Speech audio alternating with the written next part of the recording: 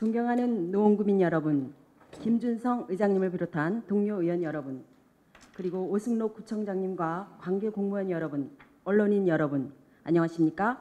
월계 1, 2, 3동을 지역구로 둔 국민의힘 노원구 의원 배준경 의원입니다.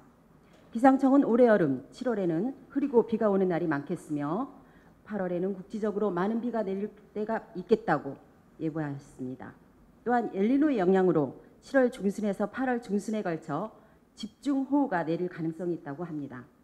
노원구는 주변이 산으로 둘러싸여 있고 중랑천둔, 하천이 많아 주민들에게 휴식 공간을 주고 여가 활동을 즐기기에 아주 좋은 환경이지만 여름철 집중호우가 내릴 때면 산에서 내려오는 토사와 나뭇가지, 중랑천 범람 등으로 인해 침수 피해가 잦았던 것 또한 사실입니다. 항상 그렇지만 올해도 여름철 경우 강우에 대비해서 만반의 준비를 해야 할 것입니다. 노원구청에서도 풍수의 안전대책 보고회를 갖는 등 각종 대비를 하고 있지만 재난 안전으로부터 구청의 관심과 손길이 닿지 않는 사각지대가 있어 말씀드리고자 합니다. 바로 20세대 미만의 소규모 공동주택에 대한 것입니다. 얼마 전 월계동에 위치한 한 공동주택에 다녀왔습니다. 건축한 지 39년이 지난 빌라로 1층에 6세대씩 총 3개 층에 18세대가 살고 있는 곳입니다. 보시다시피 건물이 많아 노후되었으며 여기저기 금이 간 곳이 많습니다. 가장 우려되는 부분은 옥상입니다. 사진과 같이 옥상에도 금이 간 곳이 많아 비가 오면 전층에 특히 3층에 거주하는 세대는 천장에서 비가 셀까 노심초사하고 있으며 비가 새는 걸 막기 위해 임시 방편으로 옥상에 이렇게 방수포를 덮어놓았습니다. 하지만 보기에도 이 방수포가 집중 호우에 비가 새는 걸 완전히 막아줄 거라고는 보이지 않습니다. 그래서 안타까운 마음에 구청에서 옥상 방수 공사를 위해 지원 가능한 부분이 있는지 찾아보았습니다만 아쉽게도 20세대 미만 공동주택에 대해서는 지원 가능한 방법이 없었습니다. 다만 20세대 이상 공동주택에 대해서는 노원구 공동주택 지원 조례를 통해 지원을 하고 있습니다. 조례상의 지원 대상은 공동주택관리법에 따른 의무관리 대상 공동주택과 20세대 이상 임의관리 대상 공동주택이며 지원 사업은 공동체 활성화를 위한 사업 등 다양하며 지원 금액은 자부담 50% 범위 내에서 최대 4,500만 원입니다.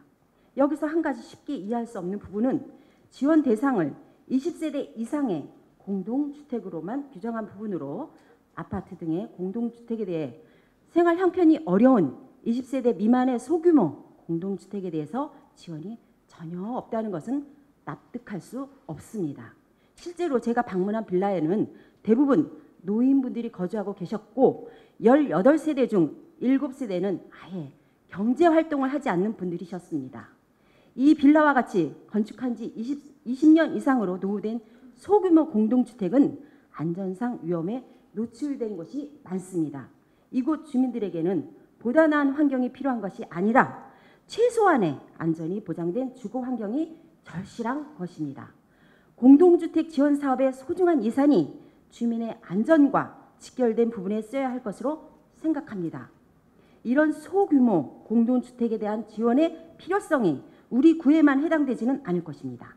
그래서 다른 자치단체의 상황은 어떤지 살펴보았습니다. 우선 서울시에서는 구로구가 소규모 공동주택관리 지원 조례를 제정하여 20세대 미만의 공동주택에 대해 지원을 하고 있습니다. 간단하게 조례 내용을 살펴보면 제2조에서 소규모 공동주택을 건축 허가를 받아 사용 승인된 20세대 미만의 공동주택으로 정의하고 있으며 제6조에서 보조금을 지원할 수 있는 사업들을 열거하고 있습니다. 여기에는 제1호 공동주택의 옥상 공용 부분의 방수 및 유지 보수, 제3호 안전사고의 발생이 우려되는 5개 시설물의 안전조치에 필요한 공사 등 소규모 공동주택의 절실한 사업들이 포함되어 있습니다. 전국으로 확대하여 살펴보면 구로구뿐만 아니라 경기도를 비롯하여 전국 49개 지방자치단체에서 소규모 공동주택 지원에 대한 조례를 제정하여 시행하고 있습니다. 우리 노원구도 하루 빨리 20세대 미만의 소규모 공동주택에 대한 지원 근거를 마련하고 이들에 대한 실질적인 지원 정책을 수립함으로써 안전 사각지대를 없애고 소외되는 계층 없이 모두가 안전하고 편안한 생활을 할 수 있도록 힘써야 할 것입니다. 끝까지 경청해 주셔서 감사합니다.